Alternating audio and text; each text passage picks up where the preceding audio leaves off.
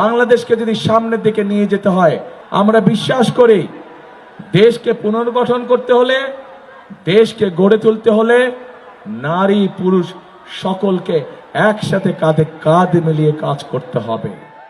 দেশ গড়তে নারী পুরুষ সবাইকে এক হয়ে কাজ করতে হবে। তারেক রহমান। বিস্তারিত দেখুন যশোর থেকে বিজয় মাহমুদের প্রতিবেদনে। যশোরের উপশহর ডিগ্রি কলেজ মাঠ যেন জনসমুদ্রে পরিণত হয়েছে। স্লোগানে স্লোগানে মুখরিত হয়ে ওঠে পুরো এলাকা।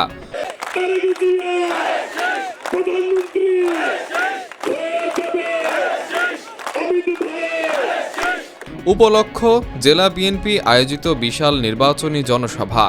আর এই জনসমুদ্রে প্রধান অতিথি হিসেবে সরাসরি যুক্ত হয়ে দিক নির্দেশনামূলক বক্তব্য রাখেন বিএনপির চেয়ারম্যান তারেক রহমান। দেশের উন্নয়ন ও ভবিষ্যৎ পরিকল্পনা নিয়ে তিনি তুলে ধরেন এক নতুন রূপরেখা। দেশের টেকসই উন্নয়নের জন্য নারী ও পুরুষের সমান অংশগ্রহণের ওপর জোর দেন তারেক রহমান। তিনি স্পষ্ট করে বলেন, বিএনপি রাজনীতি করে এদেশের মানুষের জন্য, আর তাই ক্ষমতায় গেলেই দেশের উন্নয়নে বদ্ধপরিকর বিএনপি। প্রিয় ভাই বোনেরা, কারণ আমরা বিশ্বাস করি যে আজকে পুরুষের পাশাপাশি যদি নারীরা স্বাবলম্বী হতে পারে অর্থনৈতিকভাবে, তাহলেই একমাত্র আমাদের এই বাংলাদেশকে এগিয়ে নিয়ে যাওয়া সম্ভব। অন্যথায় কোনোভাবে দেশকে এগিয়ে নিয়ে যাওয়া সম্ভব না। সেজন্যই আমরা বাংলাদেশের অর্ধেক জনগোষ্ঠীকে পেছনে রেখে আমরা আশা কোনোভাবেই করতে পারি না যে বাংলাদেশ উন্নতি করবে। বাংলাদেশ তখনই উন্নতি করবে যখন নারী পুরুষ কাঁধে কাঁধ মিলিয়ে একসাথে আমরা ইনশাল্লাহ কাজ করতে পারবো।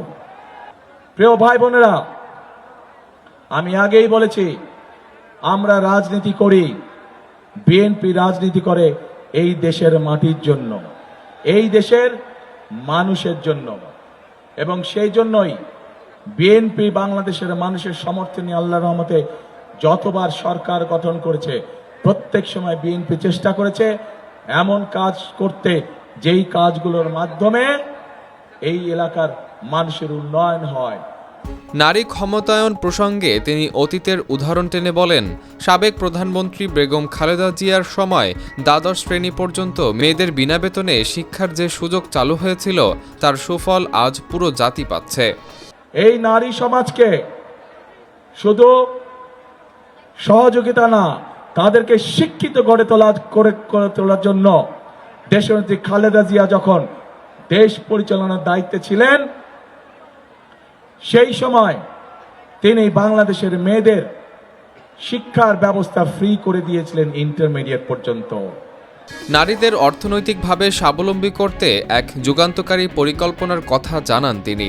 বিএনপি সরকার গঠন করলে প্রতিটি মায়ের হাতে পৌঁছে দেওয়া হবে ফ্যামিলি কার্ড, যার মাধ্যমে নিশ্চিত হবে সংসারের সচ্ছলতা।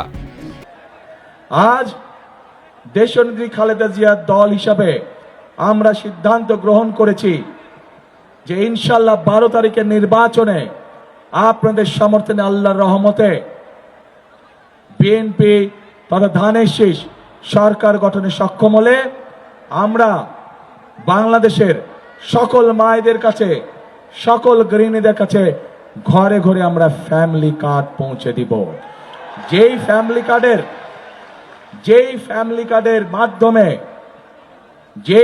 কার্ডের মাধ্যমে বাংলাদেশের প্রত্যেকটি পরিবারের গৃহিণী বা মা সরকারের পক্ষ থেকে প্রতি মাসে ন্যূনতম একটি সুযোগ বা সুবিধা পাবে।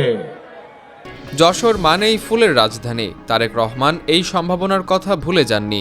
তিনি প্রতিশ্রুতি দেন, বিএনপি ক্ষমতায় এলে যশোরের ফুল দেশের চাহিদা মিটিয়ে যাতে বিদেশে রপ্তানি করা যায় সেই ব্যবস্থা নেওয়া হবে। কৃষকদের সুবিধার্থে তিনি ঘোষণা করেন কৃষক কার্ডের, যার মাধ্যমে সার ও বীজ পৌঁছে যাবে কৃষকের ঘরে ঘরে। এছাড়া সারসার উলশি খাল খননসহ এই অঞ্চলের সব বিল ও খাল উন্মুক্ত করে দেওয়ার আশ্বাস দেন তিনি, যা কৃষি ও মৎস্য খাতে আনবে বৈপ্লবিক পরিবর্তন। যশোর জেলায় একটি খুব সুন্দর শিল্প আছে, সেই শিল্পটা হচ্ছে ফুল চাষ। এখানে বহু মানুষ আছেন যারা এই ফুল চাষের সাথে জড়িত। প্রিয় ভাই বোনেরা, এই ফুলকে আমরা দেশের সীমানার ভেতরে শুধু রাখতে চাই না, আমরা চাই সেভাবে এই শিল্পকে গড়ে তুলতে, যাতে করে এই শিল্প ইনশাল্লাহ আগামী দিনে গার্মেন্টসের জামা কাপড় যেমন এক্সপোর্ট হয়, আমরা এই ফুল শিল্পকেও পৃথিবীর অন্য দেশে এক্সপোর্ট করতে চাই। সারা বাংলাদেশের সকল কৃষক ভাইয়ের হাতে কৃষি কার্ডও তুলে দিতে চাই। এই কৃষি কার্ডকে, এই কৃষি কার্ডের মাধ্যমে আমরা কৃষক ভাইদের কাছে ন্যায্য মূল্যে আমরা সার, বীজ, কীটনাশক, ওষুধ যেটি তার যে পরিমাণ জমি, ওই জমির জন্য যে পরিমাণ প্রয়োজন, সেইটি আমরা তার কাছে ঘরে দিয়ে আসতে চাই, ঘরে পৌঁছে দিতে চাই কৃষক ভাইদেরকে।